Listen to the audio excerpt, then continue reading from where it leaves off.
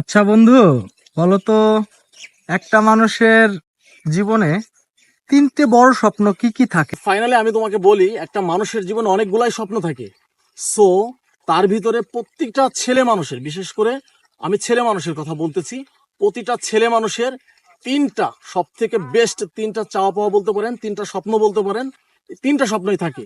তার ভিতরে প্রথম স্বপ্নটা হইতেছে যে ছেলেটা লাইফে একটা প্রতিষ্ঠিত হবে, সেটা ভালো একটা জব করবে বা ভালো একটা প্রফেশনে থাকবে। এবং দ্বিতীয় স্বপ্ন হইতেছে যে তার একটা ভালো বাইক অ্যান্ড ভালো একটা ফোন বাইকের সাথে। এবং তৃতীয় স্বপ্নটা হইতেছে যে একটা মানুষের, যে তার জীবনের সারা জীবনটা যে সে পার করবে যে মানুষটার সাথে, এক কথা আপনি বলতে পারেন যে অর্ধাঙ্গিনী। অর্ধাঙ্গিনী মানে সহধর্মিণী বা নিজের ওয়াইফ, এক কথায় বউ।